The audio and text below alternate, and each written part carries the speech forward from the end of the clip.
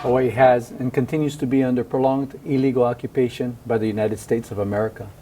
Knowledge of this illegal occupation and the legal, political, cultural, social, and economic obligations arising therefrom is gaining widespread recognition both globally and here in Hawaii. It is in this context that we hold these sovereignty dialogues. Aloha mai, and thank you for joining us on another episode of the Sovereignty Dialogues. Tonight, I have the great pleasure and honor of having two members of MANA speak to us, and I'll have them introduce themselves, but there's Ilima Long as well as Andre Perez. Good evening. Hi. Aloha. Ilima, why don't you please introduce yourself to our community? Okay. So my name is Ilima Long, and I'm a student at Hawaiian Studies at UH Manoa, finishing up my master's, and live in Makiki with my kane and my baby girl.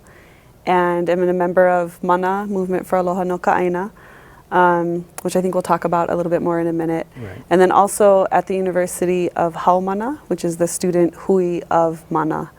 And we've been kind of working on campus to sort of raise consciousness, to bring students to activism, talk about the values of activism, and then also taking on specific issues such as the university's role in the Mauna Kea issue, and kind of being in communication with the people in the community that are working on that same issue as well. Thank you. Thank you for bringing the younger generations to the forefront of this activism. Aloha, Andre. Aloha. Long time. Please tell us about yourself. My name's Andre Perez. I grew up in Koloa, Kauai, south side of Kauai. I currently reside here on Oahu, in the Ahupua of Waiava, Pearl City side. And, my concern and involvement, for the well-being of our lahui and for the justice of this overthrow and subsequent occupation that you talk about has been a driving force for me just to stay committed and connected to the community. I just have always felt a sense of a deep sense of aloha and love and commitment and passion for our aina, for our lahui. So I'm driven by principle and justice, I guess. Most people know me from the Hui Pu days, and we organized against the Akaka bill. There's something that wasn't pono for our lahui. And from there it led into other activism, prison, I formed a group, Pohaku Okane, supporting freedom of religion for Hawaiian prisoners incarcerated in America. I've worked in Malama Iwi, the Naue issue, I got arrested, you represented my case, and we won. And so just, for me, it's just really about staying active, I helped form the group MANA, Movement for Aloha no Ka'aina, with the idea that we sort of have consistent politics. So we created a platform that outlines our values, what we stand for, what we believe in. And, I actually want you guys to explain that a little bit. But before you do, I want to thank you again for your long time and continuing commitment to our lahui. So my next question is, and you both can just jump in on this, is that tell us what MANA is. Okay. Yeah, go ahead. Continue. Okay, so MANA, when we were in our Hui Pu days from 2005 to 2007 or 8, we started to kind of realize that we would be much more powerful and united if we had a common ideology, I guess, and understanding. In my learning, that the struggle really is rooted in ideology. Yeah? And so I was looking at studying at the time the Black Panthers and how they achieved so much power, coming from where they started. And the common thread was their political platform. And no matter where you went, from New York to Philadelphia, Jersey, down to Chicago, LA, and of course Oakland, the Black Panthers were saying the same thing. They were united in their cause, and it was because they were operating off of this political platform. So we you know, we got some friends of us got together, Noi Goodyear, Ka'opua, Terry Keko'olani, Kaika Hasi, myself, John Osorio, and we ironed out this political platform and that would kind of define our values, what we stand for, what we believe in, and at the same time it would sort of be I don't want to say filter, but something that would either attract people or not to join us. If you agree with the principles of this political platform, then, you know, jump on board, and, you know. And so the idea was to create a sort of a social movement, and at some point there was some ideas to even evolve into a political party. In either case, you know, it was rooted in activism and action. Okay. You know. Thank you. And so that's Mana. Yeah, I learned about Mana at a community event at La Ho'iho'ea, actually. There's somebody tabling out there, and I saw the platform, and I was just really attracted to that there was some defined values, yeah. But the top three are independence, demilitarization, and land. And so that, to me, like, contextualizes the real political nature of Mana. And then you have things like education, food sovereignty, you know, even talking about spirituality in Ho'omana. So it speaks to me. I was drawn. I could see that there is a consciousness present even amongst these people. Mahu blank Yep, acceptance. gender and sexualities, Yeah. making sure that, you know, we take a position that we value diverse expressions and that everybody is included in this. All members of our lahui are precious. So that's what really attracted me. And then, you know, we've just been kind of, we do things as we need to, basically. So yeah. your membership, is it open to, how is it, how do someone, if they wish to join the Mana membership, do they need to be a student, or is it open to those just in the community as well? So Mana was more on the community side, and then Elima, when she got involved, when she was in school, started Haumana, the student branch of Mana. But they're both open. I think they're both open to people who want to engage and who, you know, want to get in and get involved with some action, you know. Okay. So you know, so we're kind of an organic group. It moves as people, you know, demonstrate motivation and initiative to get involved and ultimately to lead. So some of the values that Mana espouses, I'm sure, is going to catch the attention of a lot of our viewers, and they might want to join. Is there any particular contact person, or is there a website? Yeah, you can go to manainfo.com, and there's actually, I think, a join here button where they can kind of get into contact with us. But we also have a Facebook page, Movement for Aloha no Ka'aina, and really it's just kind of reaching us, getting in contact with us, and we'd love to, you know, let people know what's going on. We've been doing kind of Mana Ohana gatherings at Hana Kehau at the farm that Andre and Camille run, and bringing Ohanas in to spend time with our keiki, because this work can be so taxing on the families, and then let the keiki go run free, play together on the farm, and we then engage in some political discussion.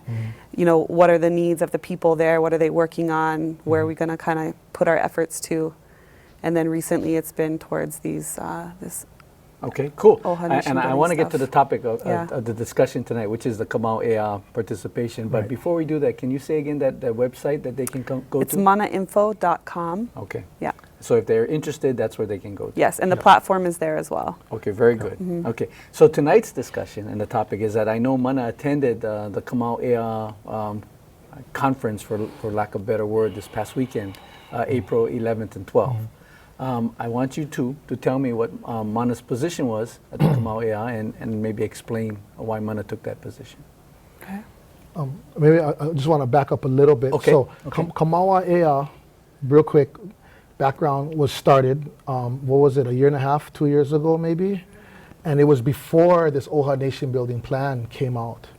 And we weren't really involved in the first two Kamawa Ea. But then the Oha announced their Kanai Olovalu / Ho'olu Lahui Nation Building Plan. And then we sort of got activated more, you know, got our attention, started to begin to organize because we were concerned. And then because of that, some of us attend Kamawa Ea 3, I think, and that was last month, just actually a few weeks ago, and then this past weekend was Kamawa Ea 4. And so our involvement has only been these last two ones. I just want to point that out.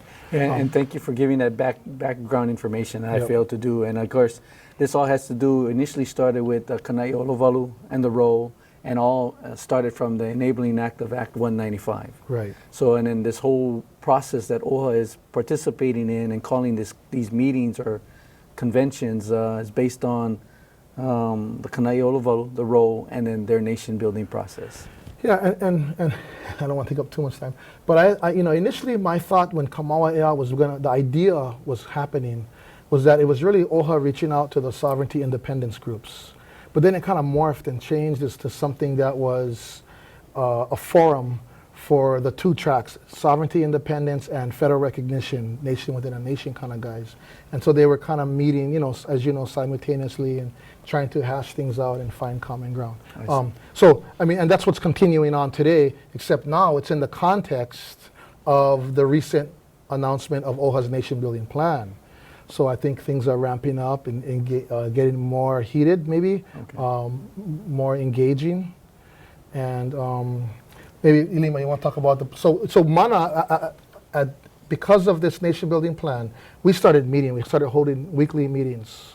And we ended up developing a position on OHA's nation building plan. And I'll let Ilima explain our position a little bit. Yeah, thank you. Yeah, it was really clear at the third Kamawa Ea that the independence and the Fed and state recognition activity that was happening there was to be feeding the OHA nation building plan that they had just announced. So it was clear that OHA had kind of taken it over, Kamawa Ea, and that whatever was coming out of that was supposed to be informing this process. So MANA wanted to kind of take a step back and with other, concerned folks and just say, hey, what's going on here, right? And really kind of get back to our principles on these things. And so we had started meeting for a couple Thursdays in a row with some MANA folks and with other people that are concerned.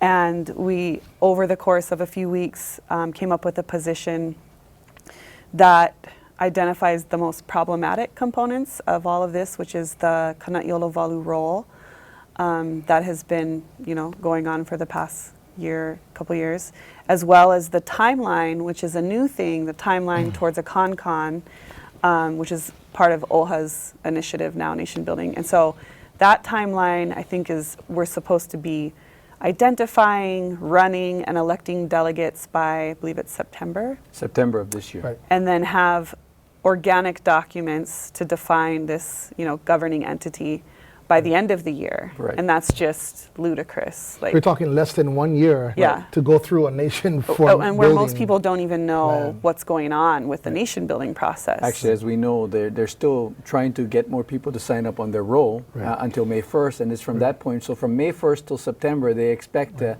hold an election, have delegates voted, and then to start that governing body, right? So within 6 months. It kind of begs the question, we have to ask, what's the rush? Right. And there's these ideas, I think, analysis is about, having an Obama-friendly administration because he's on his way out, having, there's concern about the Senate, the Congress losing, the Democrats losing power to the Republicans in the Senate.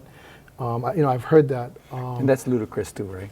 Yeah, so it's sort of, the notion that it would even our nation building process would be driven by an American political timeline does not make sense at all. And it shouldn't, it's not pono for our lahui to rush our self-determination. Okay, so because of our lack of time, really the brevity of time, I know that MANA came up with some priority or some positions that it presented to Kamawa Ea. Right. And if you can tell us what those positions are, and then maybe we can discuss what those positions are. Okay. Well, the positions were in alignment with our own position that we came out with, but it's also things that we had been hearing at Kamawa Ea all morning. So concerns with the timeline, concerns with the role, wanting to continue, education. So what we presented was sort of three major parts. One was telling that our position is that OHA should disassociate itself, meaning funding, especially from the role, from the timeline, the current timeline, from the media campaign that's going on right now to push all of this, and from the meetings that are continuing to happen with trustees and other people in Washington, D.C. with like the Department of Interior, federal recognition negotiations. So that was one part. Well, let me just clarify that. We're not asking OHA to disassociate themselves from the timeline, because they created the timeline with their nation, Ho'olulahui Nation Building Plan. So I think one of our priorities was for them to push the timeline back, not just 9 months, but extend it. I think we asked for 3 years. And I want to be clear, not that we're buying into the process, but because our Lahui needs more time to decide if this process is even pono for us. Sorry. Yeah. Very good. Thank you. Yeah. Thank you.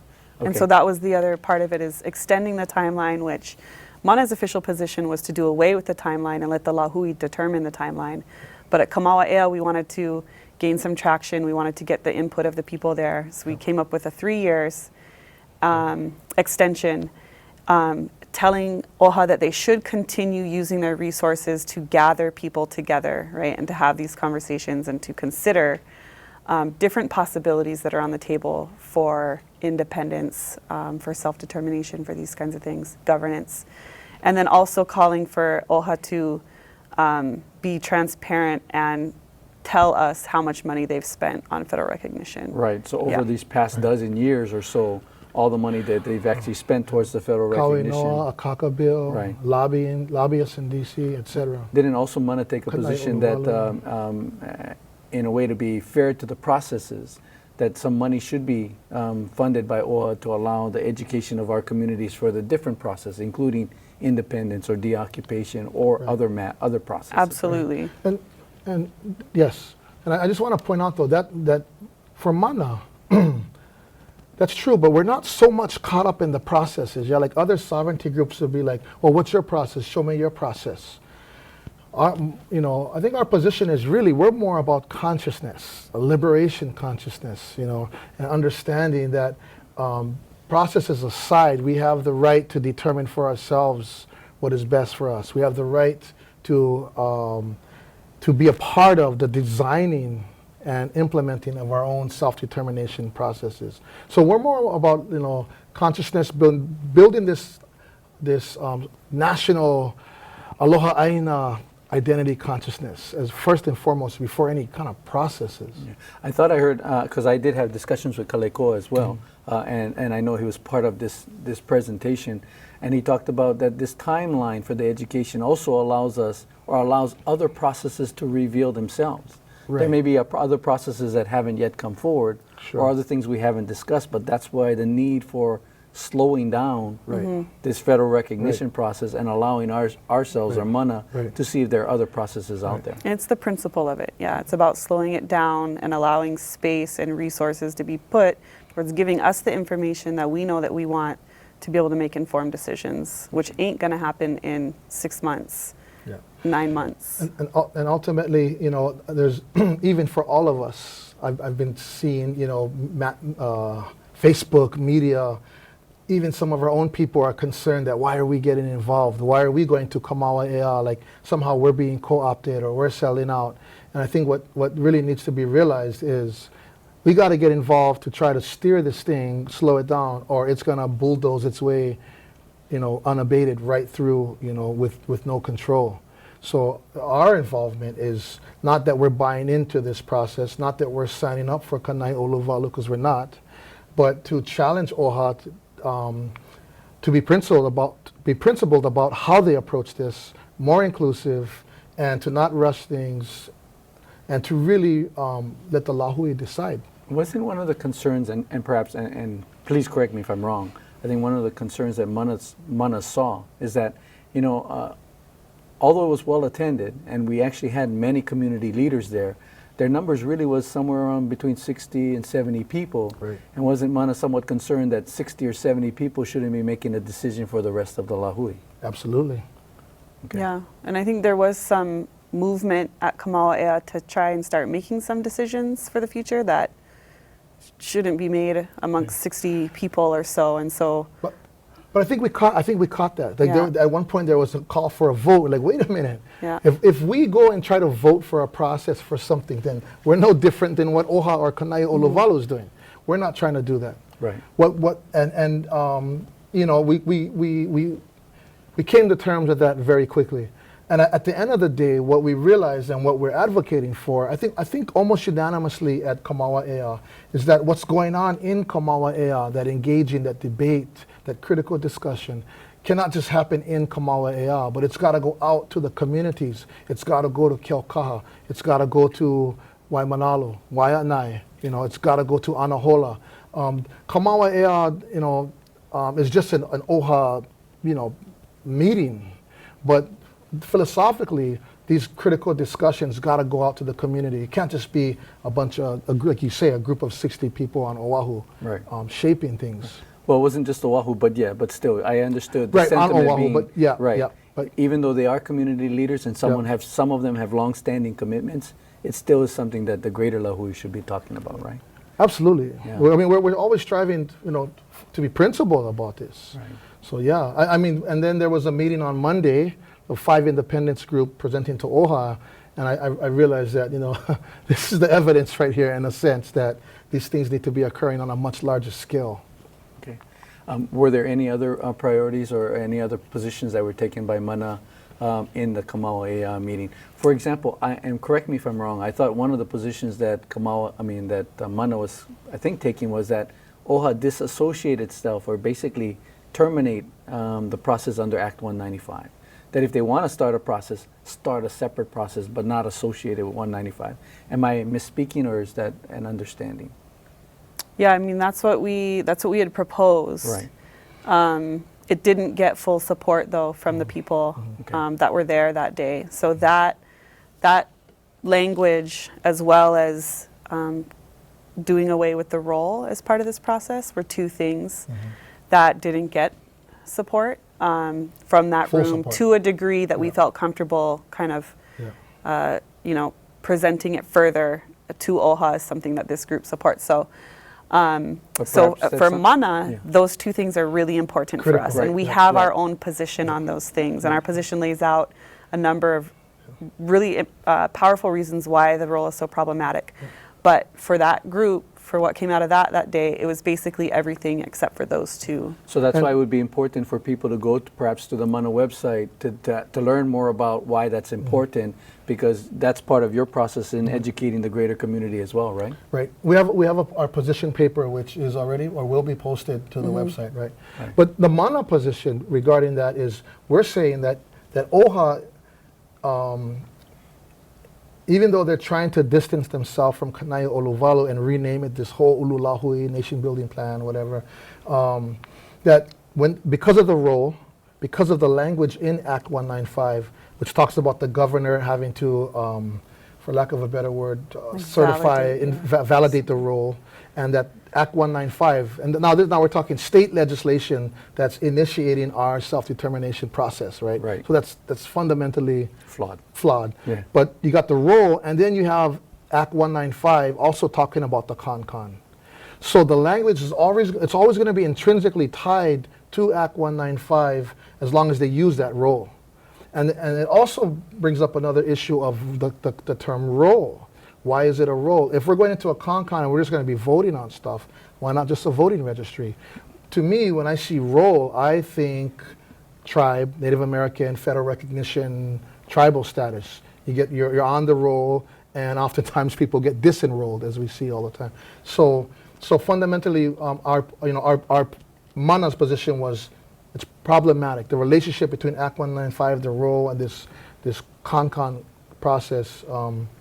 But in the Kamawa Ea, we tried to introduce these ideas, and like Ilima said, we're not clear that we got 100% support or even a majority support. But at least you raised it for Well, us. we're raising the issue, Right. yeah, and And we will be pushing for the time extension. Okay. And we got a lot of support for that. And that gives all of us more time to engage with each other about these I issues. understood that it was a recurrent theme that there should be an extension of time. Mm-hmm. Do you guys have any sense of what perhaps the trustees might be thinking with the community there continuing to press for more time? And what about the request for funding for education about the different processes?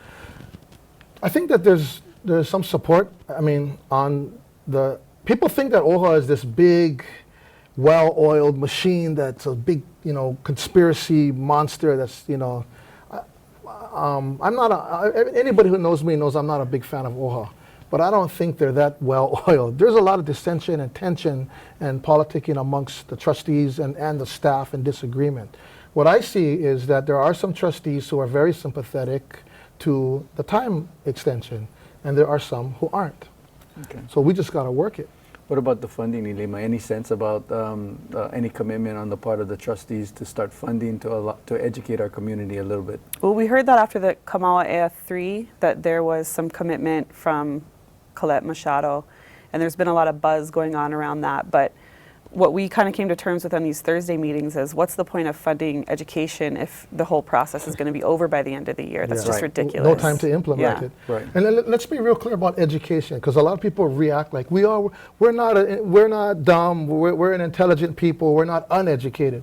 When we say education, what we're talking about is education about nation building and these particular processes and these particular political implications surrounding things like a role, things like federal recognition, things like independence, terminology like inherent sovereignty versus sovereignty, self-determination versus governing entity. That's what we talk about when we say education. Sure. I mean, I've been doing this for a little while as well, and I'm still learning. So I Right. think there's still a Right. need, even for myself, to become educated. Yeah, about we know this. our Lahui is brilliant.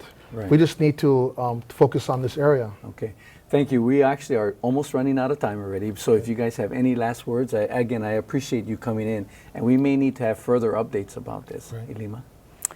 Yeah, I mean, we'd like to just continue to further update, but I think the main thing is that we need to believe that we are owed more time and more time to understand what these processes look like, what federal recognition even means, what independence even means, and what is state recognition, by the way. This is like a new thing on the radar. that? So that's important. So this timeline just, it cannot happen like this. Thank you. And I'm sorry, Andre, but we're No about out of problem. time. Yep. So, but I thank you guys for appearing tonight, yes? And thank you Thank for you. mahalo.